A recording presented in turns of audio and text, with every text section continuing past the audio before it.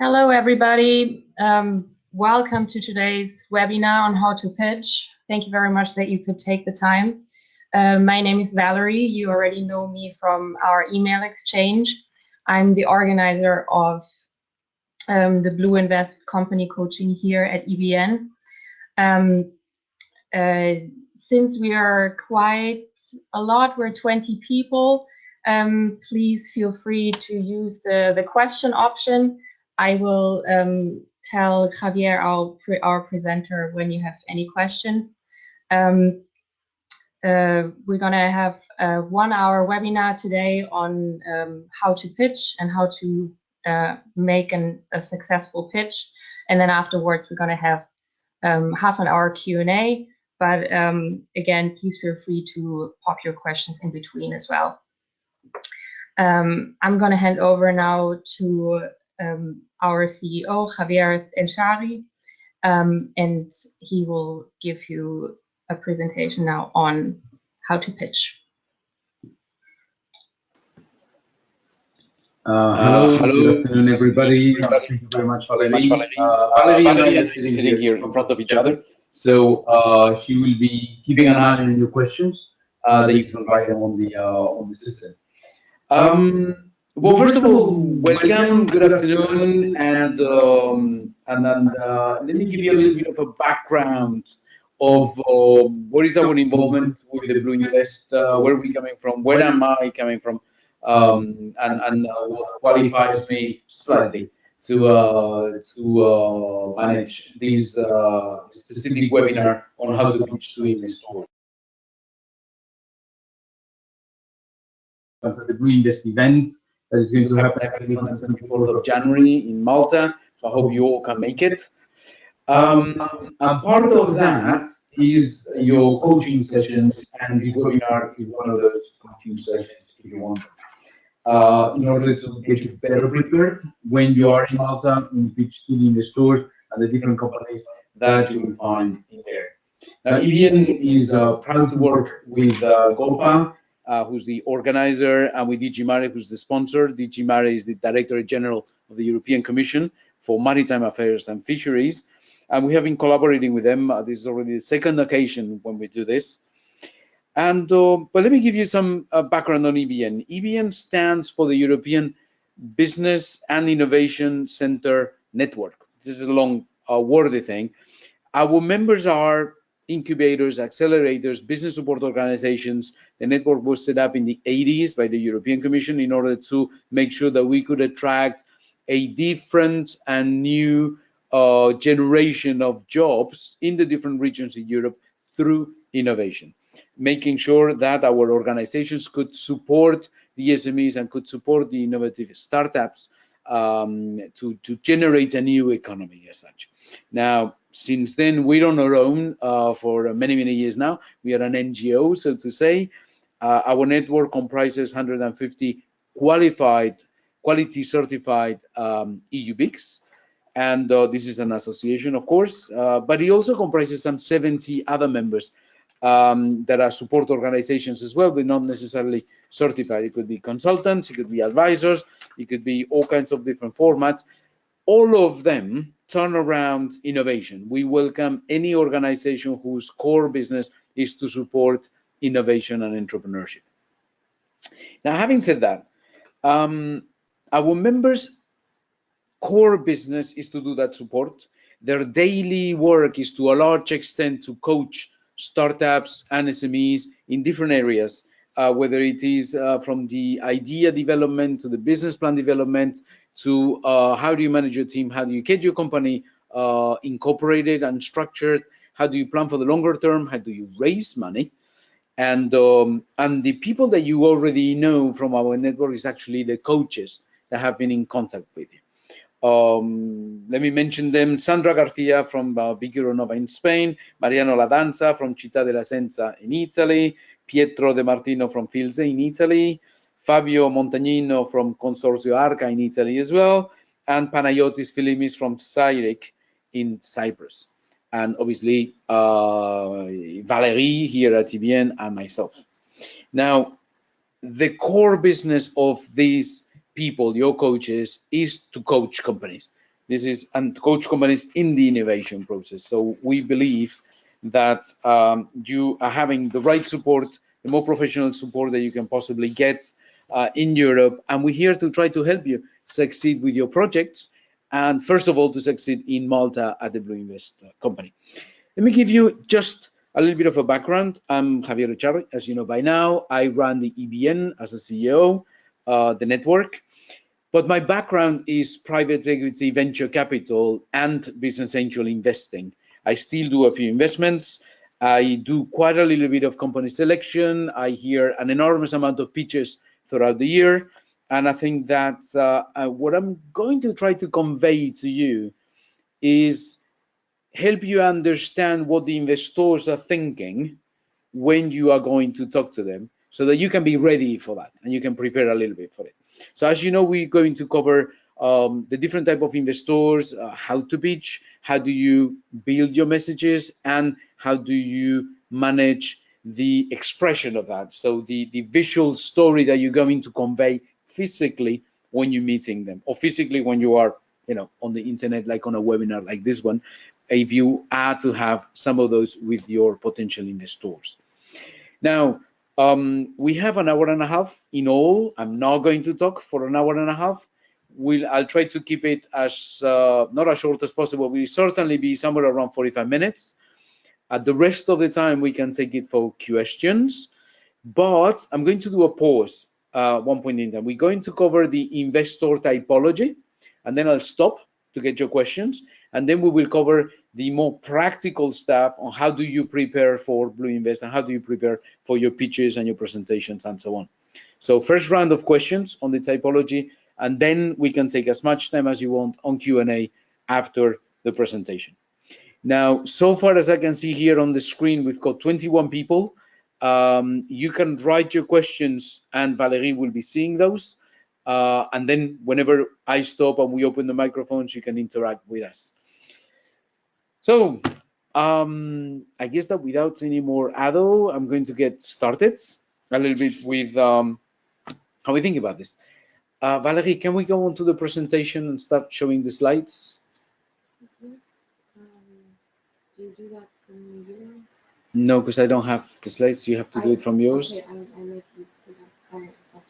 So give us a second until we get ready with the slideshow.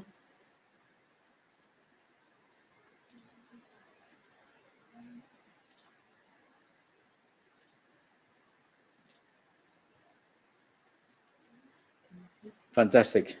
Yep. If you put it on slide mode, I think we're there. Okay. I'll give you can use the mouse so you can change the slides. All right. Fantastic. Great. Well, let's get started a little bit with this. You're going to go to Malta. You're going to find a lot of people in there that the European Commission and GOPA have been putting together for the conference. So you're going to be seeing corporates, you're going to be seeing investors, you're going to be seeing other type of organizations. And you need to know that no one single person, no one single investor is the same, and they're not looking for the same thing. They're not expecting the same thing from you. And you need to think about this a little bit in advance if you want to be successful when you do your pitching. So let me cover this a little bit. Let me see if I can. I think it's better if you move this, Valerie. I'll tell you when, because I don't see how I get access to this. So if you go to the next slide, everybody's got a different purpose when they meet you, and you need to understand that. Let me give you an example. But first of all, you know that money is not for free. It always comes with a price, and the price is different. If you're talking to the European Commission that may be willing to give you a grant or considering to give you a grant, they are doing this for a purpose. They want you to succeed. They want you to move on to the next stage. The Commission works on stages, and they try to cover up what the market doesn't necessarily cover up or try to push in a specific direction. They're not looking for a return. They're not looking for visibility. They want you to succeed on that specific part. If you're talking to research centers, which maybe you come from some of those research centers, maybe you want to start collaborating with some of those research centers, they are looking for something else. They enter into a relationship with you for strategic purposes. They want to figure out how they're going to use their IP. They want to make sure that there is compatibility. Maybe they want more people involved in your company, or maybe you are already originated from a research center. When you talk to corporates, and we know how important it can be in some sectors and with such specific business models to have a corporate alongside yourselves, either because you want a first client or because you need to have access to testing your product or your service within the corporate before you can access the full market. They are looking for something else. They're clearly strategic in the relationship. They want to know what's going on in the marketplace. They want to interact with you to get a maximum amount of information, and they want to start collaborating with you if they think that this is strategically interesting for them. And you need to understand that. But then we've got the investors. Now, the investors is a very general term to describe quite a few different animals here in this zoo of the investment community. You have the close relationships, family, friends, etc. We're not going to go into that. But you also have the crowdfunders. You have the business angels. You have the seed stage funds, later stage funds. Different stories in each of the cases. And I wanted to give you a little bit of a feedback on how we see, how I personally see this. Now, if we can move on to the next slide. For you, it is critically important to understand who do you have in front of you and to understand what is important for them so you can prepare your speech. Yes, you can have a standard set of slides, but the way you present them and the messages you convey can be slightly different depending on who you have in front of you. But you definitely need to spend time preparing for this. And if I can give you only one tip of the whole afternoon, it's going to be spend more time thinking about who you have in front of you than in preparing your slide deck or preparing your executive summary or preparing the full diligence package. Really spend time thinking who you have in front of you. Very, very important. Let's cover a little bit the different type of investors. If we can go 2 slides down. Let me go with some of the first suspects. Other than your family supporting you or your friends are having invested a little bit of money or lending you facilities, we're not going to cover the commission, the grant givers, etc. We're going to cover these different animals. Crowdfunders. Crowdfunding is a phenomenon that has happened over the last years. It has become big time. It is complete main track financing tool for you. They are anonymous. You don't know who you have in front of you, and they have different motivations. We used to say that the first motivation of the crowdfunders was not financial, but that is changing a little bit. As we get more sophisticated in using crowdfunding platforms, people are looking for the return. But it is not because of the return potential that they are making the decision to invest. The decision to invest is more emotional. And they're going to look into products and services that talk to them, that they believe that they can use, either because it is something for the regular consumer like myself, or something because it is very much in the field of expertise of one of them because they happen to be in biotech and you're coming up with something related to biotech, for example. Now, in your case, because it is the blue economy, it tends to speak to a lot of different people. So you are already a little bit one step ahead than others if you want to raise money on crowdfunding, because whatever you're coming up with is probably going to sound interesting to a relatively vast part of the population. Now, with that in mind, you need to understand that crowdfunders, as you probably know, you need to access them by generating a pretty strong social media campaign. I get a lot of comments from startups that say, well, you know, Javier, we spend as much money preparing for the social media campaign for the crowdfunding as the money we raise with the crowdfunding. True, it may very well be the case. I think today the ratio is more favorable to the money that you raise than to the money you spend preparing, but it gives you a sense of whether your potential target public is ready for the product or service that you're about to put in the market. And that is very valuable. So it is not just the money, it is also the market recognition of what you're doing, or market approval that the product or service that you're in principle launching is going to be something where there is a market take-up.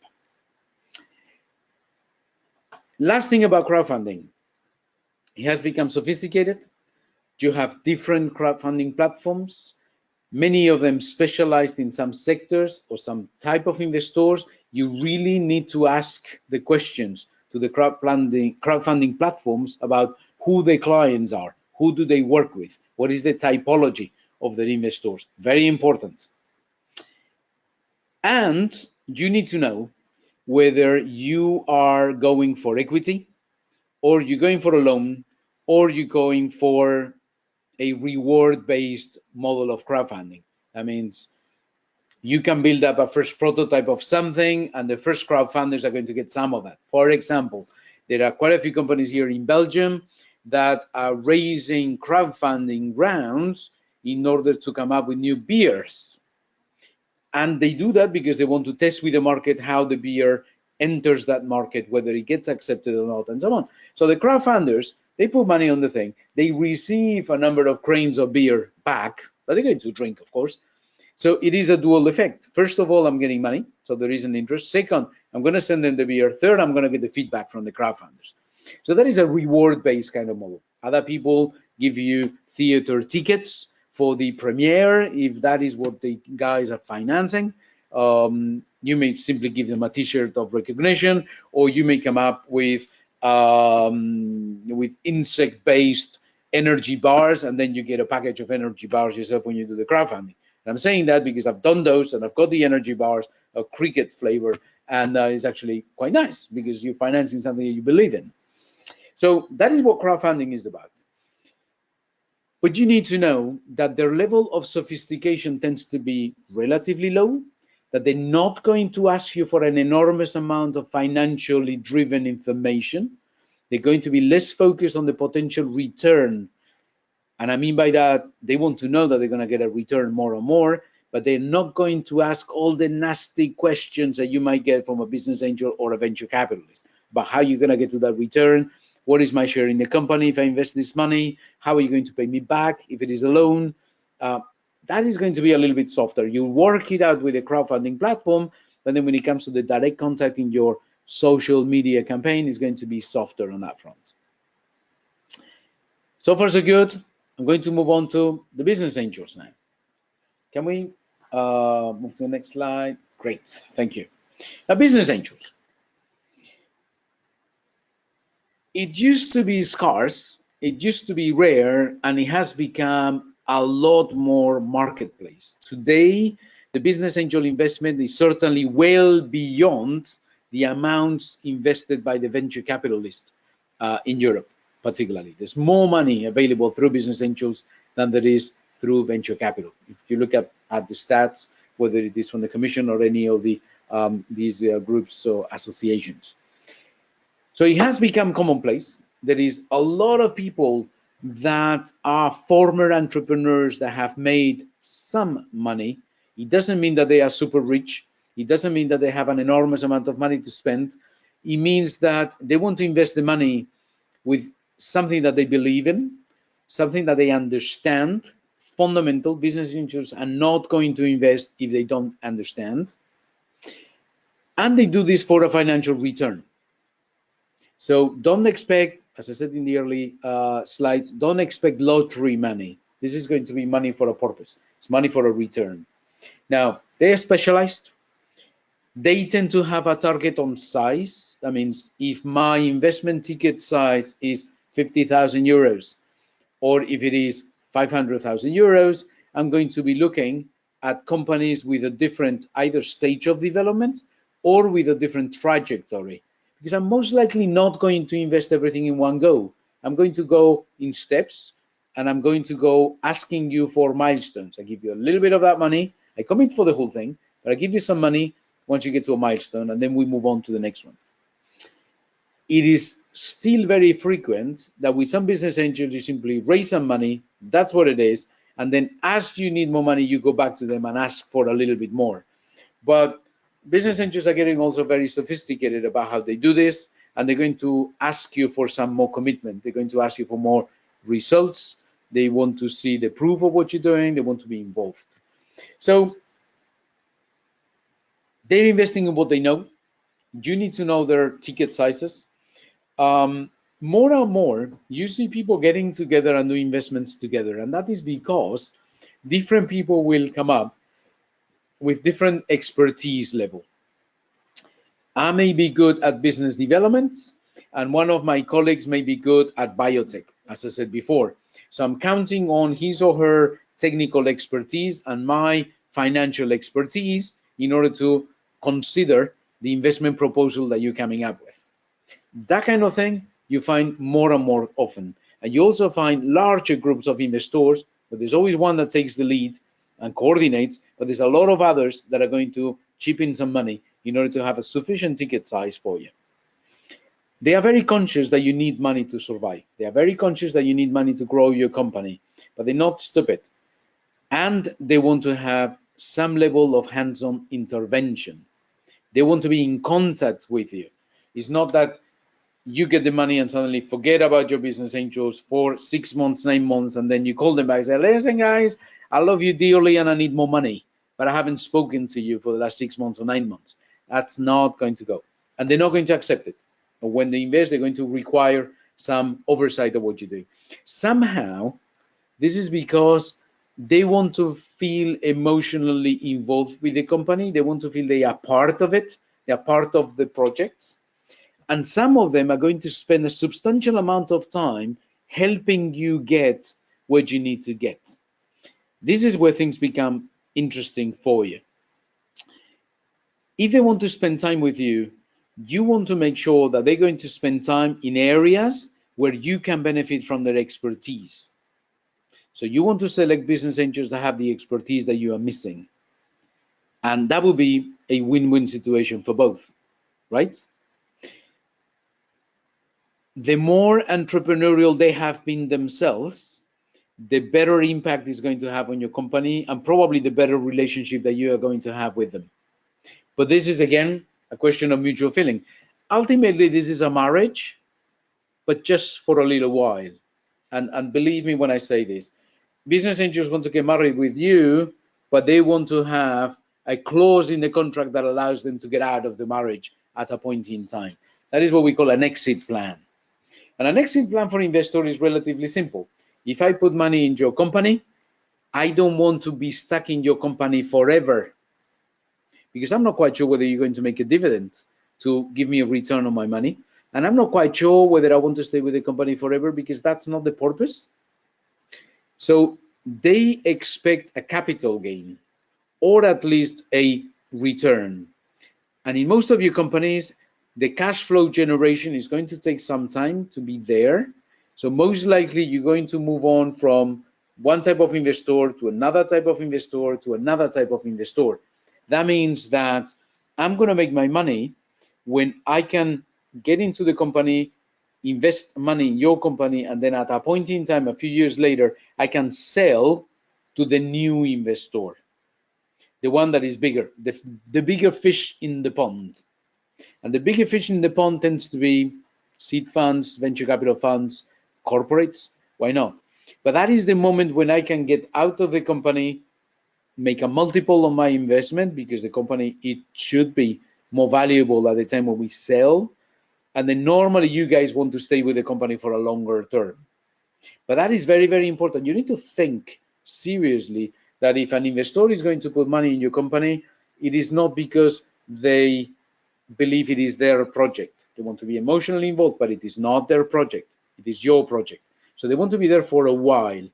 And you need to be able to tell them that you have a credible business plan that is going to get you to the point where it's going to become interesting for another type of investors, a bigger fish in the pond, to whom I'm going to be able to sell my shares.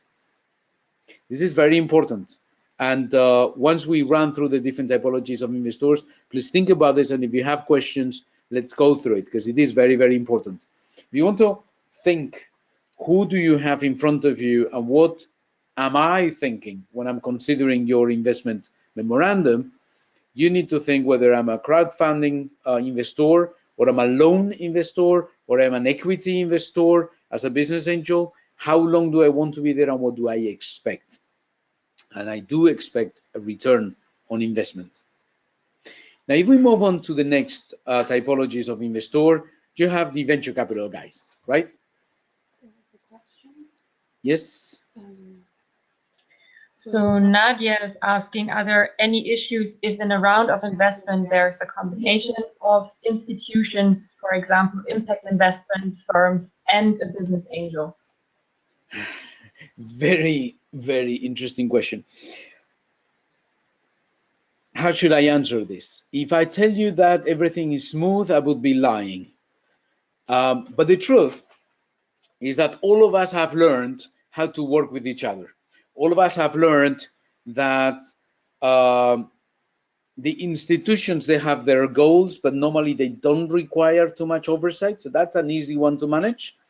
But then the relationship between impact investors and pure business angels is a little bit more complicated. And then between business angels and venture capital is even more complicated, because everybody wants to make money.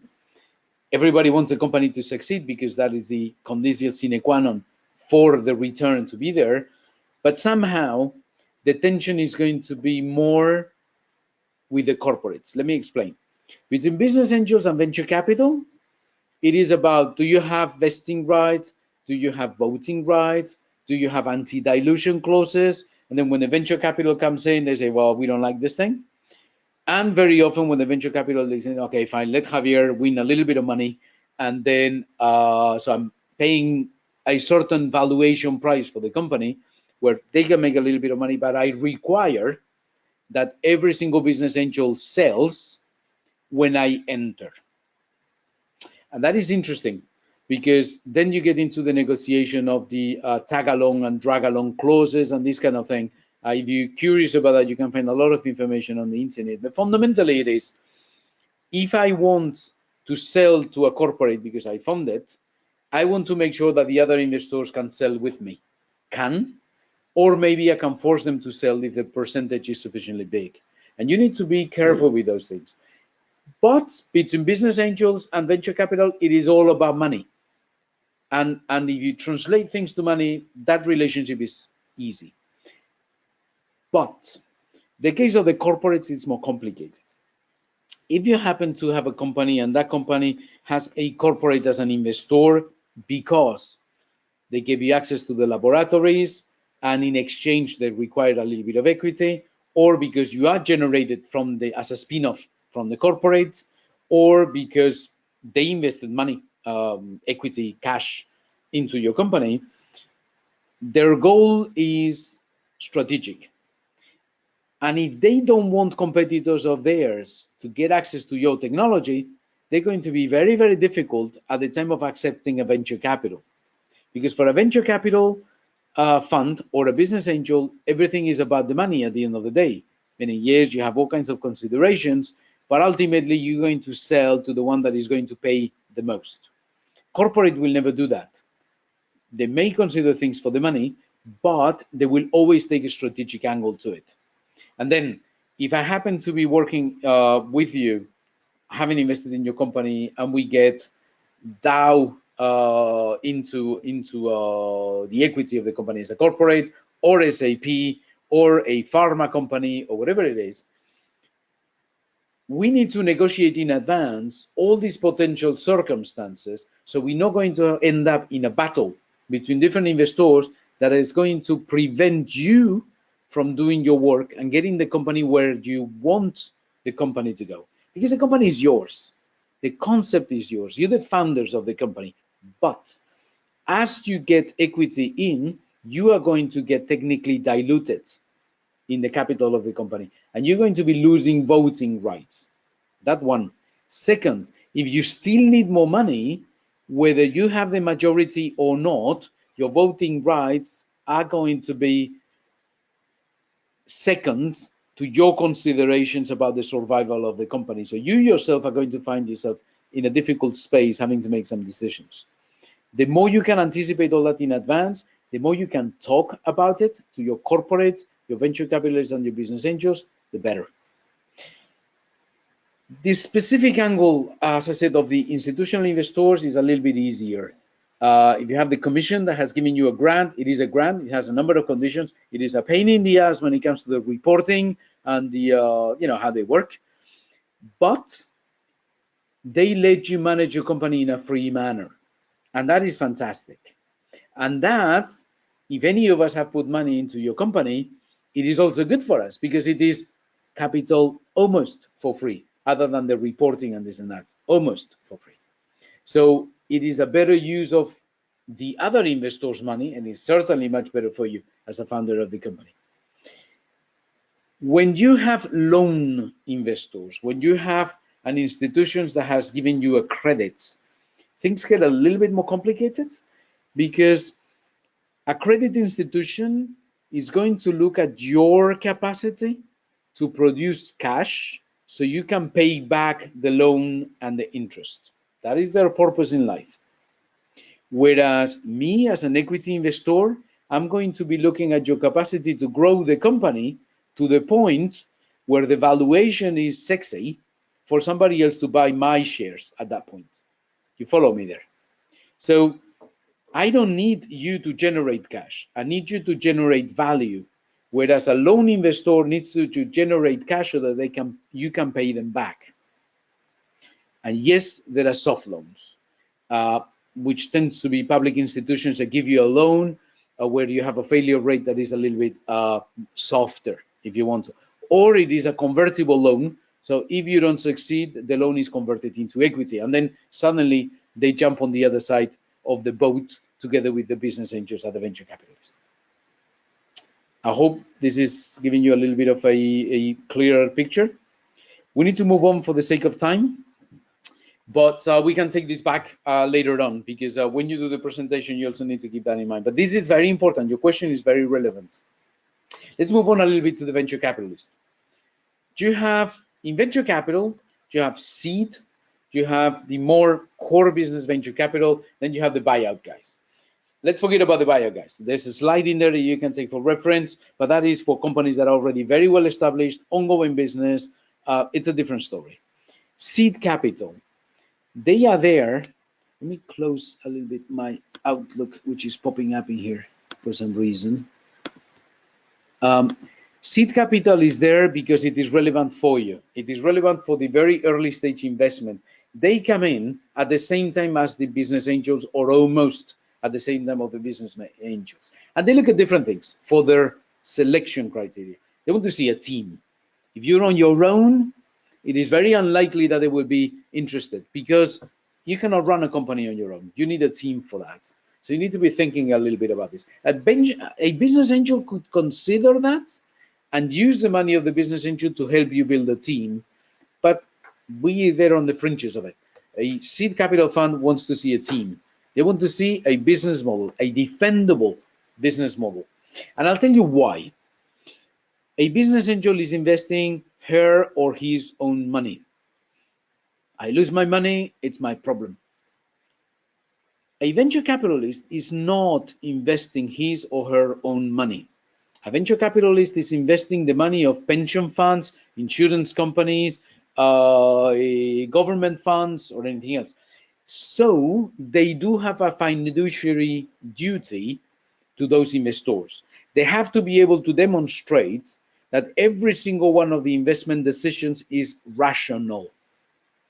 And a rational investment decision in early stage means that you want to see a clear, defendable business model, that you want to see a team, that you want to analyze a market, that the proposal fits into that market vision. Sometimes it's not even the market that is there, but you may have a vision.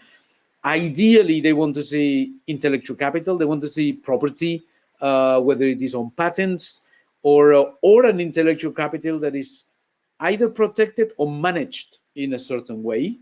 But they want to see that. And they obviously want to see the growth potential. If you cannot convey that the market you're addressing and your product or service has got a huge market growth potential, they're not going to be interested. I'll come back to this in a second. And they also want to see exit, either because you're going to go to a larger venture capital fund, or because you're going to exit through the stock exchange. You need to know that because of that rational decision, every single venture capital fund from seed to larger stage is raised with an investment strategy. So don't approach somebody who's going to be doing blockchain if you are in biotech, because you won't even start the conversation. That's obvious. But don't even start the conversation with a venture capital fund if their ticket size is not the size that you can provide to them as investment decision. Let me explain. If your company is valued at 1 million pre-money and you're approaching a seed capital fund who says, well, I can invest tickets from 500 million onwards, but in total, I would like to invest 2.5 million in your company, suddenly you need to think, these guys are going to put 2.5 million, and my current valuation is 1 million, my dilution is going to be enormous as we go. Now, can I propose this to them? So be very selective. All that information is on their website. It is all public. You can find that information very easily, but do your homework, because they have the fiduciary duties, they have the investment strategy, they have the ticket size targets, and they're going to be looking for these things that you have in the slide when they look at your company. But you have to be looking at things on their side to do the right selection and not waste your time, other than using it for training for your pitching, which is always helpful. But then don't expect money, expect the training, right? Let's move on. Venture capital funds, pure venture capital funds, is the same thing. It's just they expect you to have gone through the previous phases before, so they expect you to be more sophisticated, more mature, more in touch with the market. So they expend, obviously, they want to see the team.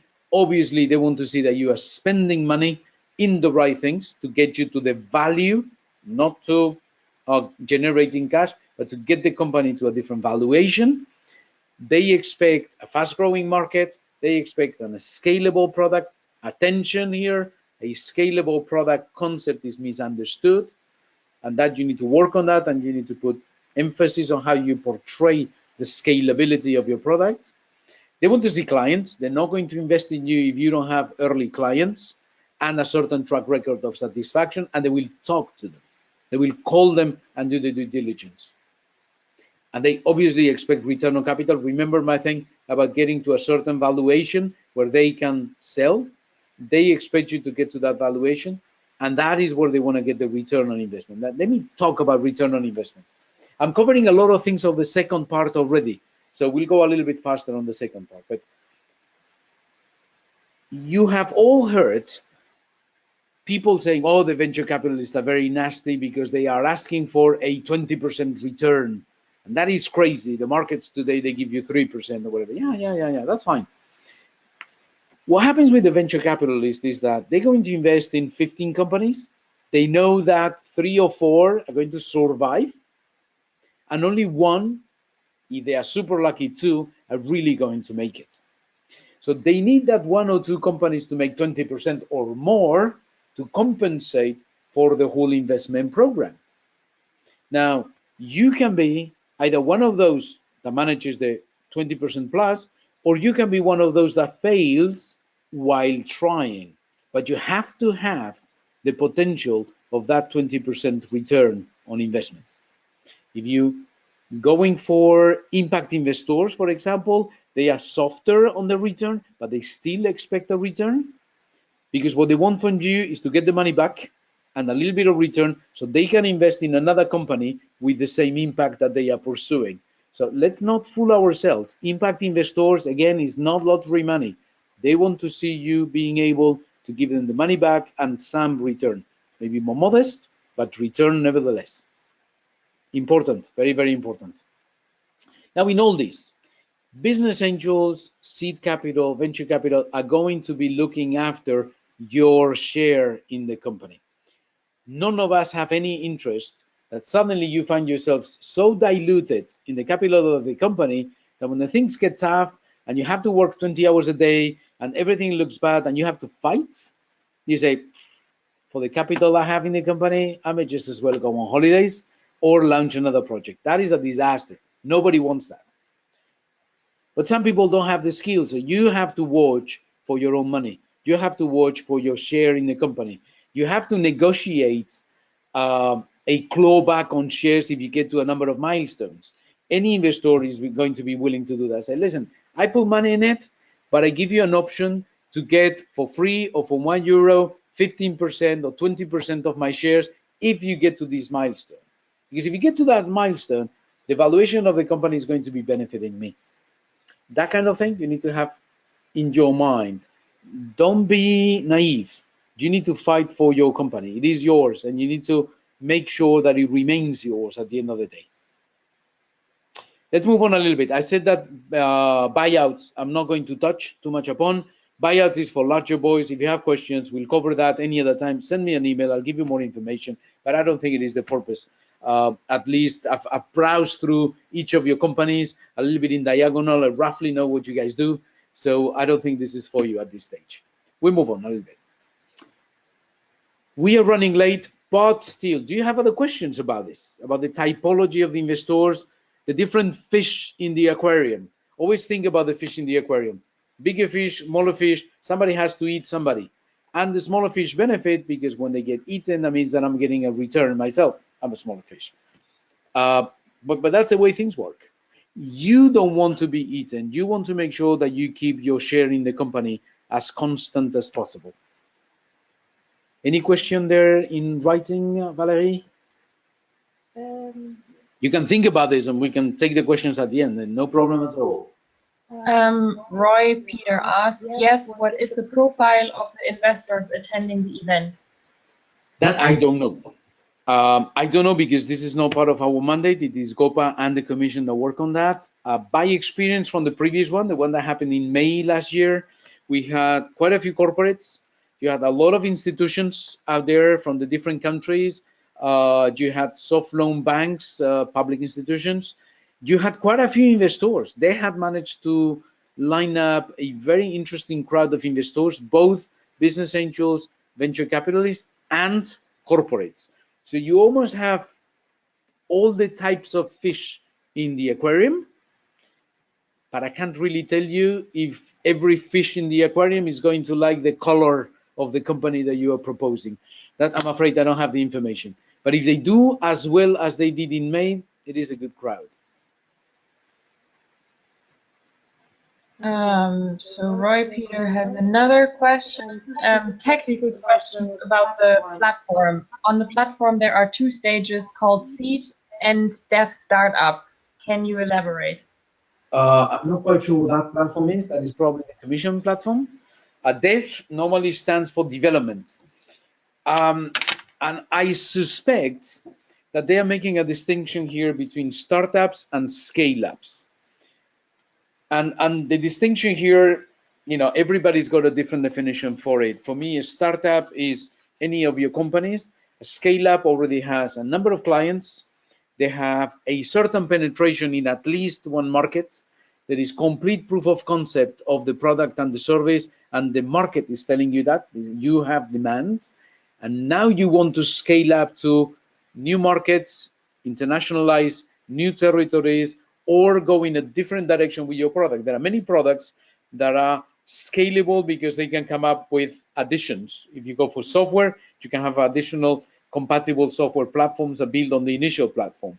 If you go on other things, you know, each of your products is different. I would take as dev the scale-up level companies, but you really need to be consolidated in one market and have all that proof of concept and client base already. Is that the platform? Is the platform the commission platform for this? The Blue Invest platform. Then I'm pretty sure it is that one. But bear in mind that for Blue Invest, they also consider SMEs that are more traditional, but they're making a jump here into technology and modifying their offer of products or services through technology. And I suspect that the commission is putting dev also onto that part. For me, what I've seen in most of your companies, it is clearly startup level. Some of you have companies that have a background of some level of product, and then you want to improve it by an addition of technology. That could qualify for the dev, but I'm not quite sure that is the definition of the commission. I would really recommend you to talk to them directly. You can ask this question to Carolina Mallorca, person I sent you the email address for yesterday in my email to you. Okay. Any further questions now, or do we go to the actual pitching? Fine. Now, I could almost leave you with this first part. If you take my one tip, is spend more time thinking about who you have in front of you and digging for information. You're going to be better off and your pitch is going to be fine. But a few of you come from the science background and a few of you come from larger organizations looking into this, and the world is a little bit different out there. So let's run through this nevertheless a little bit more, and then but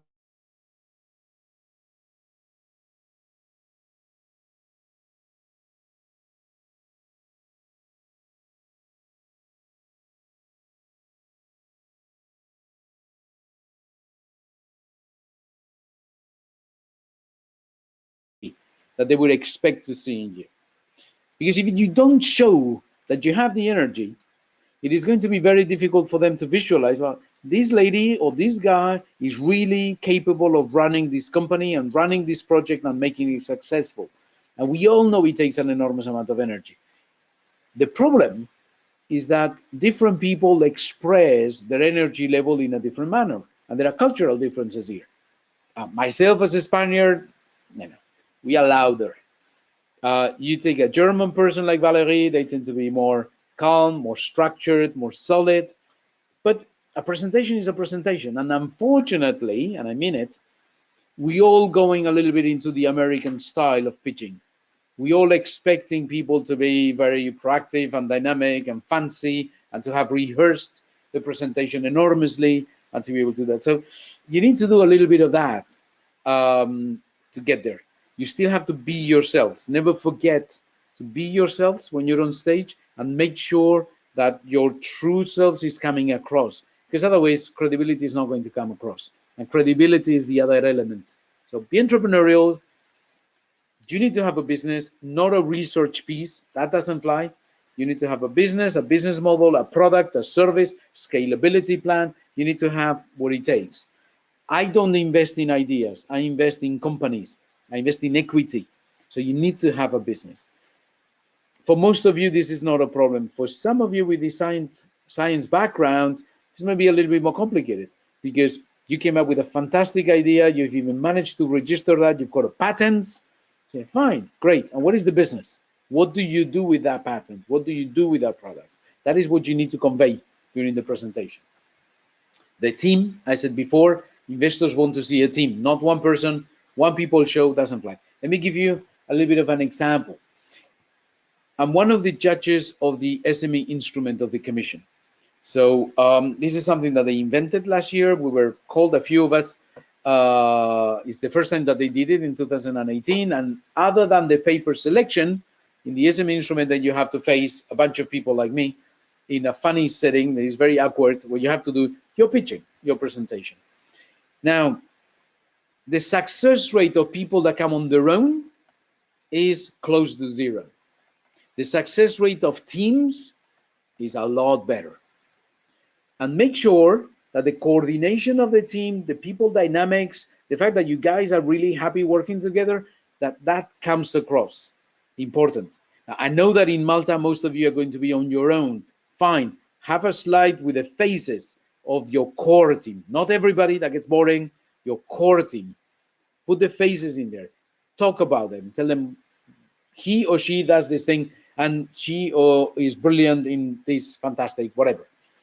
Give a little bit of something that makes us feel that you really are a close team working together. Very important. More than people may think. A lot more than people may think. The psychological impact of that is very important. Because if I invest in your company and there's only one of you presenting and all the know-how and all the capacity to run the company is in you, and you happen to walk across the street and have a truck run over, then my investment is gone. I'm very sorry for you, or I'm more sorry for your family, but my investment is gone. I want to see a team. First of all, because I don't believe any of you can make it without a team. Second, because I would like the knowledge to be shared. And third, because I would like to see expertise of different people in core areas. Because when the things get tough, you need to have people to support, and each of them need to know what they have to do for the success. Very, very important. And the other thing you need to have is a clear view of the resources. I'll come back to this in a minute. Daydreaming is not good. It doesn't get you anywhere. Daydreaming is a recipe for failure. You need to know what you need, how many people you need, where are you going to spend the money, what you're going to do with that, when do you spend the money, or when do you need it. And that is because otherwise you get diluted. If you haven't thought about it, if you haven't done the homework, we're in trouble. I'll come back to that. We move on. What do we find in common weakness? People without the ambition say, I'm a scientist, I'm being paid a good salary, I did this thing during the weekend, I want to test if it flies, but really I'm going to be putting half a day a week onto this. Not going to work. You need to be engaged, and you need to show that you really believe that you can make it big with your proposal, that you really believe in it, and you think, this is my business, I'm going to make money with it, and I'm going to be happy doing what I'm proposing to do with this business. So that level of energy and that level of ambition is important. If you think too small, that's not a business for me, because then where is the scalability? I'm going to be hearing, ooh, I'm going to get the money, and it's going to get stuck there for years and years and years. Whereas if I see these ambitions, say, maybe I can make a return here. So think about my psychic. Think about how am I thinking? How am I perceiving your presentation when you do it? And as I said, not an R&D project, but a business. We move on. For the sake of time, I said I wasn't going to talk for too much, but this is already getting us long. What do you have to have? And if you don't, start preparing it. You need an elevator pitch. You need to be able to convey what your company is and what your project is very quickly. A few sentences. Make me dream, get my interest. 30 seconds. That's what it takes. You need to be able to capture my attention in 30 seconds. If you cannot do it, if you need 5 minutes to get me there, I'm going to get bored. And I'm sorry, I said that we are going in the American way of doing things. You need to be fast, you need to grab the interest. And then you have managed to get to the second phase where you can explain your project. But if you don't get the interest fast, you're not going to get a chance to explain the project. Important, elevator pitch. Second important, an executive summary. You know, we meet at the elevator, 30 seconds, I get interested. Listen, here is my card. Send me an executive summary. 2 pages. I'm lazy. I don't want to read more. 2 pages. With 2 pages, I know, is this for me or not? Because it's my investment strategy. It is my ticket size. It is my sector of expertise. And otherwise, I'm out. And if it is not, maybe I hand it over to a colleague of mine or some friends of mine who may be willing to invest it. But 2 pages, executive summary. Again, we're at the level, a friend of mine calls all this phase the bullshit phase. He said, this is the phase where he say, I'm fantastic, you're fantastic, I would like to dance with you. Fine, we're at this stage, right in the beginning. We are generating interest, we are getting emotional about it. Oh, fantastic, I want to learn more about this. That's what you want. You want to raise that interest to learn more with the elevator pitch, with the executive summary, and with the PowerPoint. And I come to this third one. This is what you're going to use in Malta, a PowerPoint. 20 minutes is already long for me. 10 minutes is better. I know that I'm going to say 10 slides later on. If you can do it in 7, is even better. So short. PowerPoint, you need to build it. We'll come back to the elements of this, and then a full business plan. And this, you don't necessarily need to have it right away. You can still take time to build it. You can test things before you build it. You can have a business plan in progress, perfectly acceptable. But at a point in time, you need to have it, right? We move on. Valerie is looking angry at me because we don't have time left. So, successfully presenting your business idea. One more. As I said, the pitch, be very convincing, generate my interest. That's the only thing you want to do. 30 seconds, generate my interest. Full stop. We move on. This is for you to remember. It's just more a reminder than anything else. It is not about the technology. I've seen so many companies failing because somebody else with a much worse technology was faster and better at approaching the market, that I'm not interested in the technology. I'm interested in how good are you at getting to the market. And I'm going to get that if your pitch is convincing. Right? Move on. We've spoken about this. You need to understand who I am. I'm listening here. I'm the listener. I want to see a project. I want to see the potential for a very successful business. I want to make a return because I'm going to lose money on quite a few other people. So I want to make a good return with you. And I need an investment-ready project, an investment-ready business. If you're not ready enough, keep the conversation open with me, but don't ask me to invest, because if I get disappointed, conversation is closed. Whereas if you keep me curious, come back to me in 3 months, or Javier, listen, I'll talk to you in a few weeks. We're developing this thing. When we're ready, we'll come back to you. Fine, I register. I will not forget. Come back to me. But if you go too early and you're not ready, that door is closed forever. Forget about you. Forget about the presenter. Forget about your technology. I know it is good. I know you're the fantastic guys. I know your product is brilliant and nobody else does the same product. But I don't care, because if they solve the same problem with a different product and they are faster, it's with them that I want to invest, not with you. You follow me there? Very important. And bear in mind that you and I are going to marry for a while.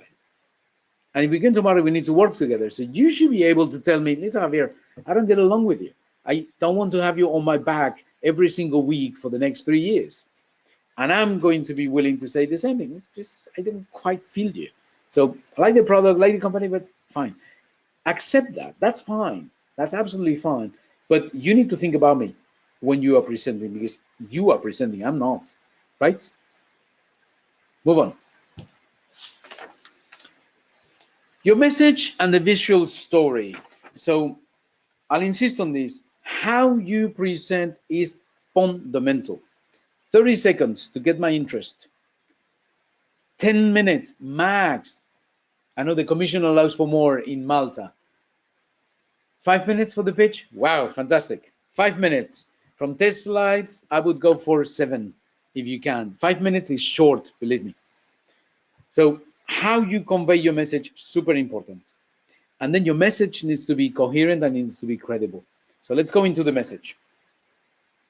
Forget about that. Things you know, an intro, key content, conclusions. Let's move on, because I want to go into that. You need to know who you are. You need to know why you're pitching. Are you looking for equity? Are you looking for a loan? Are you looking for a laboratory in which you can test your stuff? Are you looking for a corporate that is going to be your first client? Or are you looking for a grant? Whatever you're looking for, say it. And make sure that your presentation is coherent with that. Very important. We move on. As I said before, who's your audience? I'm not going to go into this again, but do please read these slides, because it's going to give you a reminder of that. What are you looking for? As I said before, we move on as well. And then 10 slides maximum. If you can do 7, 7. Perfect. Really, really be short. I think this comes from Valerie. 5-minute page, 5 to 7 slides maximum. Please remind it, because even if when you rehearse at home, you're saying, oh, I'm fantastic, I'm at 4 minutes and 59 seconds, when you're on stage, and this is like a conference center, and you have all these people in front, and you're not familiar with it, and then the presenter is going to take more time before you get introduced, and then you stumble on the stairs, you've lost 30 seconds. Then you're out of time. So your main conclusions, you won't have time to convey them. And you need to do the conclusions. You need to do the intro, the content, and the conclusions. Intro, 30 seconds to get my interest, the body of the presentation, and the conclusions, so that I don't forget the things, and you re-incentivize my curiosity to come and talk to you during the coffee break. Let's move on. I like to see these elements covered. The introduction is part of those 30 seconds, but the achievements is also part of those 30 seconds if you have them. Why? Because these two, the purpose is to get my attention. Say, listen, I'm Javier, this is the product that we're doing. The reason why we're doing it is because there is this need, and actually we've been very successful. We already have a client, or we've developed this thing, and we have an enormous traction on the social media, whatever it is. Make it sexy, make it interesting, make me feel I want to learn more.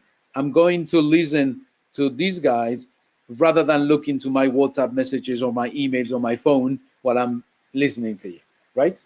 Very important, those two. Then talk to me about the team, the product or the service, the target market, the business model, and the economic and financial objectives, which tends to come along with the investment plan. Have you heard me speak about technology here? No. Have you heard me speak about intellectual property here? No. I'll ask you those questions if I'm interested. I'll ask you the technicalities. I'll test you, and I'll try to see whether you're lying and you're not being very precise. That I'll do over the coffee break during the meeting. During the presentation, I want to go sharp onto the core things. And these things you have to convey. Who's your team? What's your product and service? What does it do? What does it solve? Who's your target market? Do you know who you are addressing? If you are coming up with a solution for somebody, but then you have a prescriptor, like in the case of the medicines, the medicine is for me as a patient, but I don't choose it. It's the doctor that chooses it. Tell me about the market that you're addressing and how do you want to address that market? Quick, brief, down to the point. And on that basis, you can explain to me what your business model is. If you see, there is a little bit of a correlation here. Different people speak in a different manner. I have no problem if you change the order of these things. Feel free. The commission doesn't have a rule for this. Feel completely free how you do it, but don't forget to touch upon any of these points. Very important. If you are looking for equity, or if you are looking for debt, you need to talk about the engagement and investment plan. If you're not looking for it, you're just looking for a corporate to open the door of its laboratory or its network, then you talk about something else. But you have to touch this point only if you're talking to investors with a purpose. We're okay with that? And then is the conclusions. And for me, the best conclusion is, why should I invest in you? Why should I work with you? Why are you better than the neighbor? Why is there nobody else in the world that does the same thing? Well, anybody that tells me I don't have competition, I don't believe it. There is always competition for everything, even for the bad things, there is competition. Not the same product, not the same service, but there is competition. If you don't know your competition, we're in trouble, because then I don't trust you. You haven't done your due diligence. We're okay with that? So use the conclusion as a way to convey the message of why should I work with you? Why should I invest in your company? We're okay? We move on. Do remember that you are selling the solution. I don't care about the product. I don't care about the technology. I don't care about how clever you are. I don't care if you have 5 PhDs. I care about why are you coming up with this product in order to solve this problem. If you cannot convey that message clearly, then we've got a problem. So please sell the solution, not the product. We need to move on, and I know that Valerie is looking angrier and angrier here today. The visual story. Now, we live in a world where everything is visual. We live in a world that less and less things are written and more is done on video. There's more and more like me talking to you here on webinar with the little screen, and then the slides, you might or might not look at them. But it is important, this communication. So we need to learn how to do this communication. We need to become a little bit of an actor type. The Americans do this very well. I think they learn as they were kids. In Europe, we're not very good at it. We're getting there. Think about how you look, what you look, your body language, your communication skills on the spot. Put a big mirror in front of you and do it, or get a number of your colleagues and do it. before you go for this. So if we move on, as I said before, is a little bit more of a recap. Valerie, next slide. 30 seconds to get my attention. You have there some tips. Maybe you want to use those questions in order to get my attention, but feel free to do it in your own manner. Then the how. If we move on to the next slide, we want to get motivated by you. We want to get motivated by your company, your solution, your product or service, the market you want to address. Maybe it exists, maybe it doesn't exist yet. Fine. Get us excited about that. So we need a certain level of energy. We need to feel that you yourself are absolutely convinced about this. And we need to be convinced that whatever happens, you can keep on going, whatever. Yes? And then you need to tell me, okay, what is there for me? There needs to be a return. You get involved. I'm talking to the crowdfunders. You're going to get a fantastic crane of beer, right? Or Javier, you're going to get a 10x return on my company. Whatever it is, think about it, convey it. Don't forget. This needs to be the core part of your business. Not the technology, not the details, not the IP, not the how many PhDs and training your team has. I don't care at this stage. I want to see the faces of the team. I want to see that there's something, but no more, no more. You don't have the time. We move on. This is a little bit radical. Effective communication, only 7% on content. I'm saying effective communication. The decision, I'm going to look a lot more on content. But before I look on content, you need to get my interest. And that is when it is only 7%, because I want to see how you say things. I want to get the feeling of who you are. And I want to get motivated with your suggestion. Meaning, why should I go for you and not for the one that is pitching right after you? Because in one way or another, you guys are competing among yourselves as well.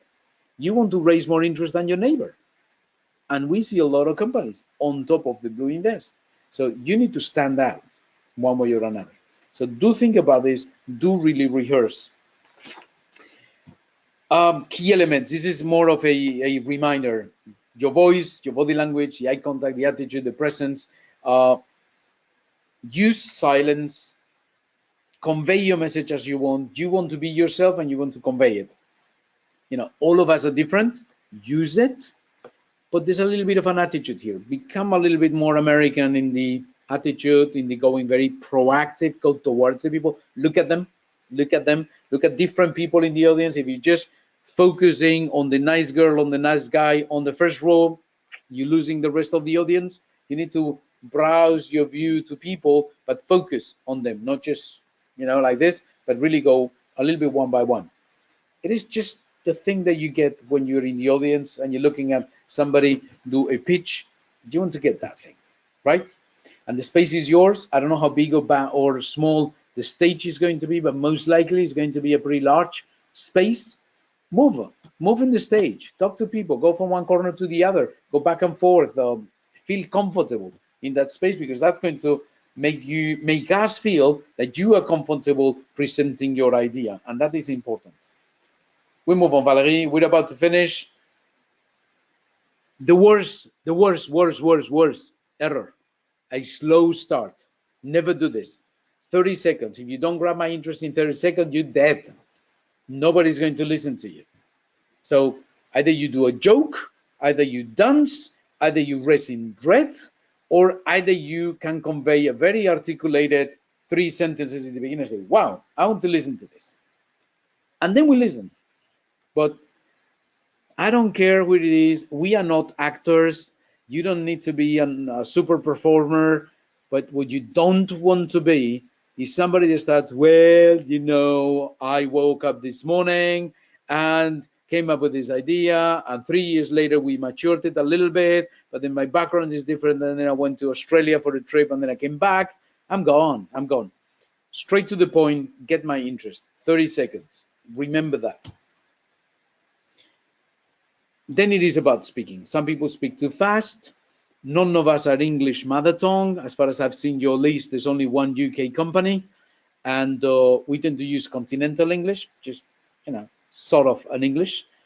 And we tend to make long sentences, whereas the Brits tend to do short sentences down to the point.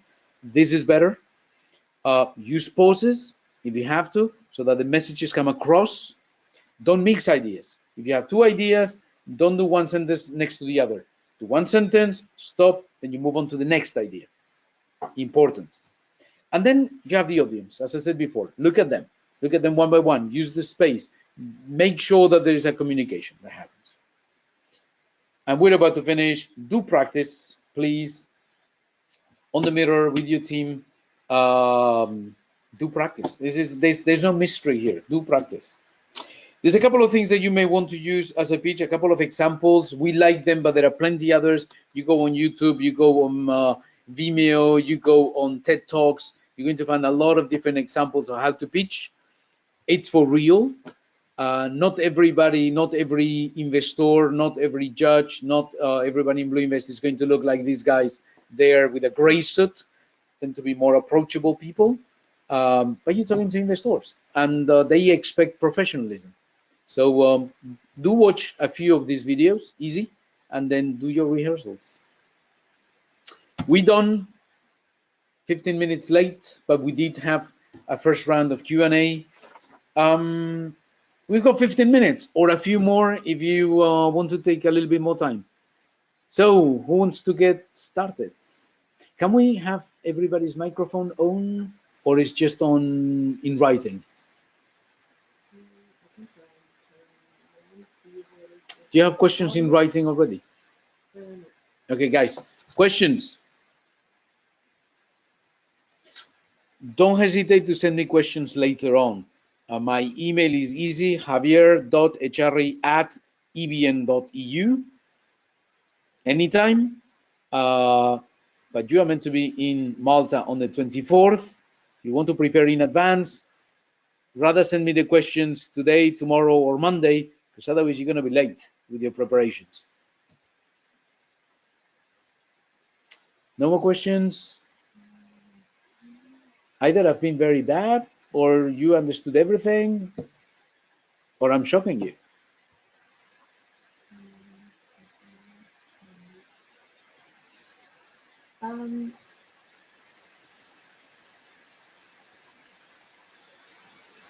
Valerie is struggling with the questions here.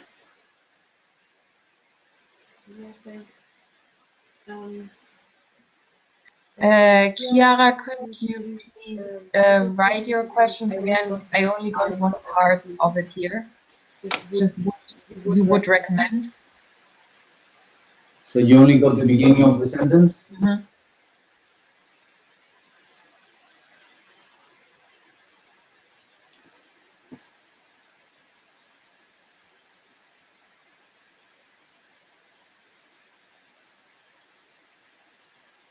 Is he coming across? Okay. Fine. Listen, guys, I'm available. Send the questions either to me or to Valerie. You've been in contact with her, so that's probably the easiest email address to reach. We'll try to answer what we know. If you have questions about how is it going to happen on the spot, when do you need to be there, anything related to logistics, that's unfortunately not us. That is the commission directly. So you need to send an email to Carolina. If it is about the pitching, the content, how do you prepare, what kind of things, or you want to test a couple of ideas with me, more than happy to do it. We've got one question. So Tor Michael asks what kind of screen will be at the venue. Unfortunately, we don't have information on that. That's another question to please address to Gopa. I will send you Carolina Mallorca's email address again in the recap email for the webinar, so you can ask her all these technical and logistical questions. By the way, little recommendation. When I pitch, and I've done quite a few of those, I tend to have my PowerPoint. I tend to convert it into PDF just in case. I use Mac, and suddenly things get, disrupted when you put them on onto a different system. And I tend to bring the two versions with me on a memory stick. So you may want to do that just in order to be safe. I know that the commission is going to be asking you to send the presentations in advance. their flexibility to change things at the last minute is not brilliant, because they often don't even know what kind of audiovisuals they're going to find on the spot. So bring your little memory stick, it is important, and bring the two things, your PowerPoint and your PDF converted PowerPoint. So in the worst of the cases, you can always use the PDF and it doesn't get distorted when it's posted on screen. So Chiara is asking, are there pitch formats you would recommend? Not really. I've seen different pitch formats. You remember these slides with the 10 bullet points? Can we go backwards in the slideshow?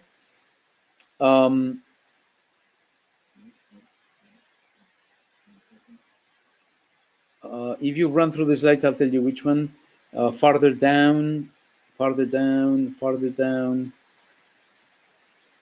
No, higher up. This one there, number 25. This one. Can you click on that? Okay.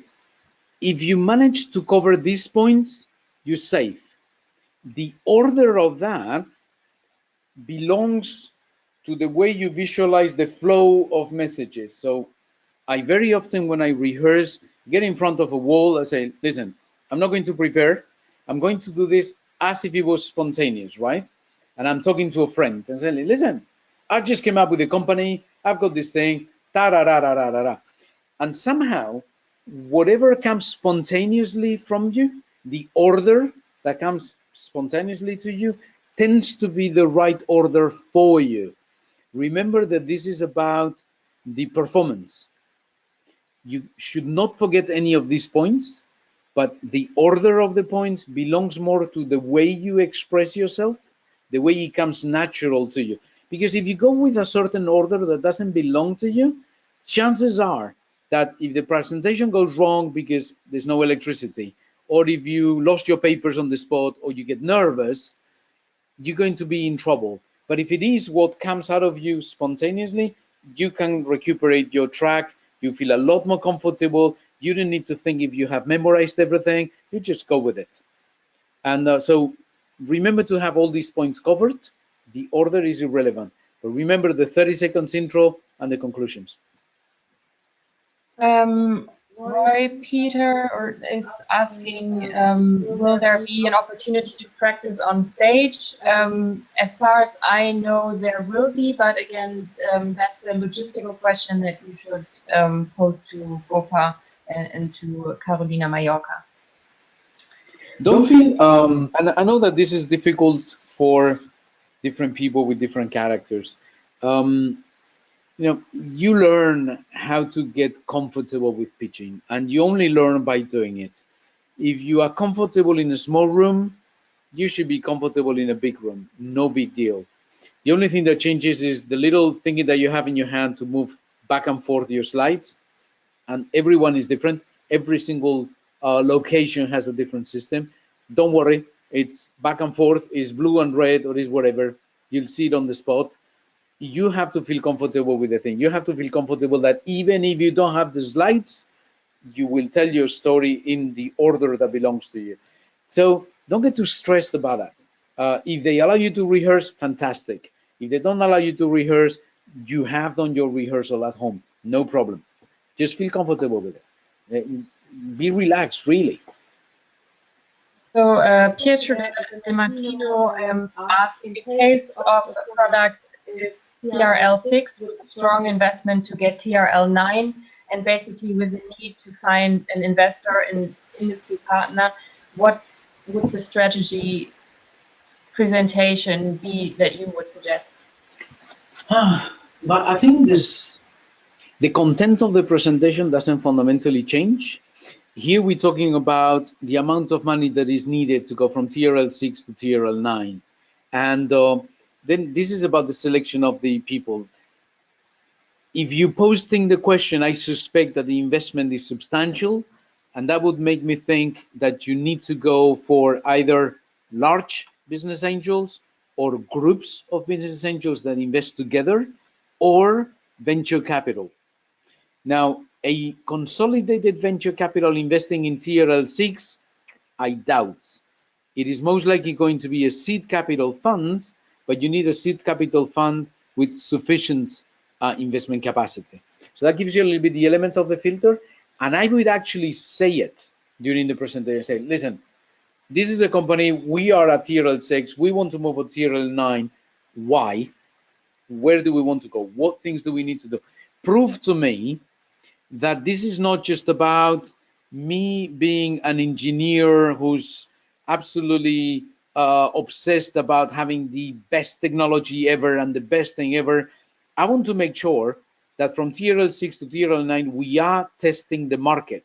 We are getting market feedback, that the product is being adapted as we move along the chain of the TRLs.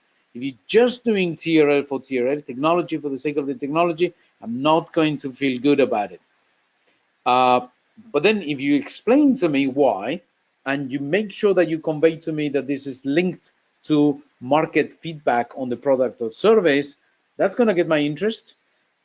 And then I will have to decide, is this for me? Do I have enough money for this, or enough expertise? Or maybe I can recommend somebody else, or maybe I go for the seed fund.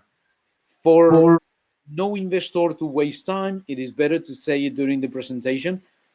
Make sure it doesn't come across as arrogant. Make sure it doesn't, we are fantastic and therefore we need more money than anybody else.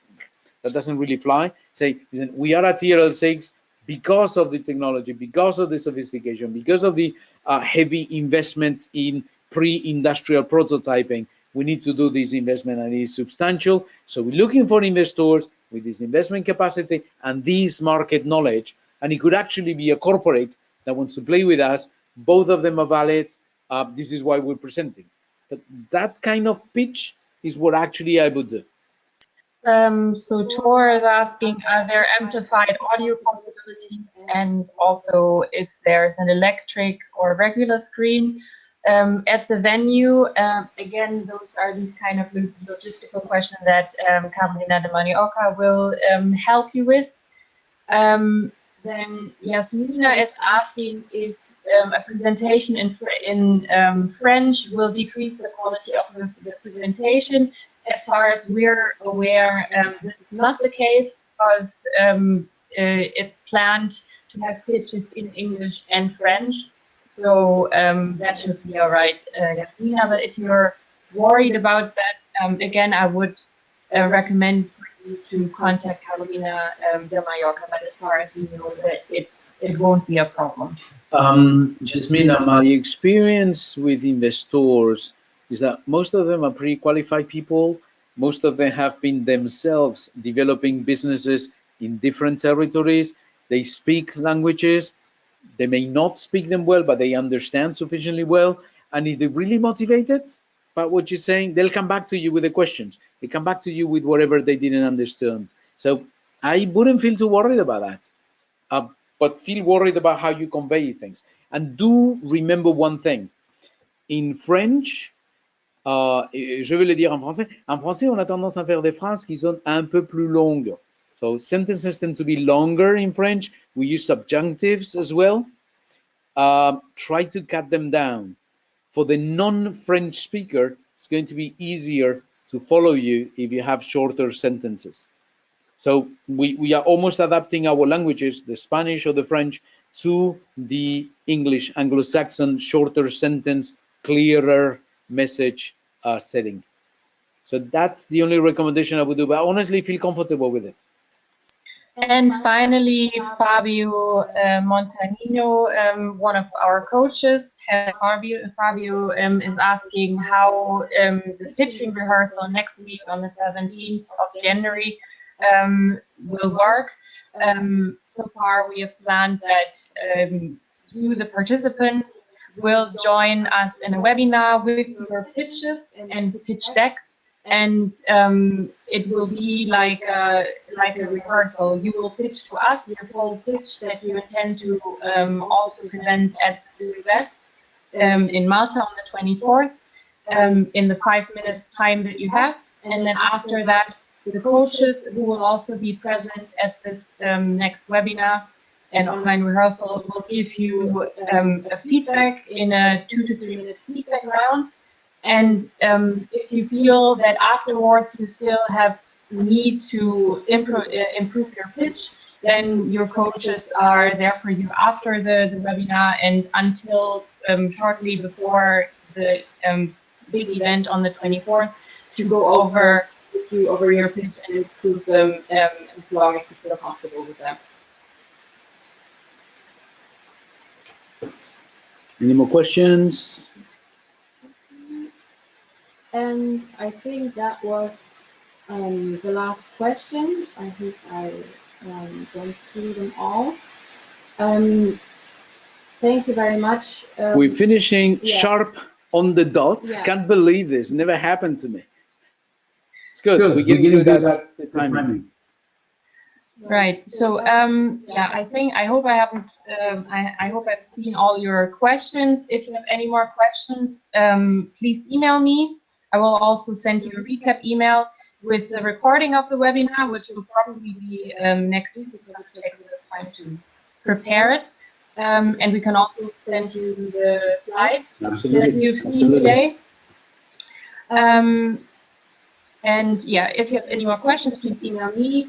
I will send you Javier's email address as well.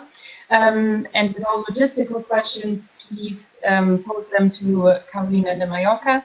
Thank you very much for attending today, for giving us your time, and we will see you next week. Thank you, everybody. Thank you. For participating. Take care.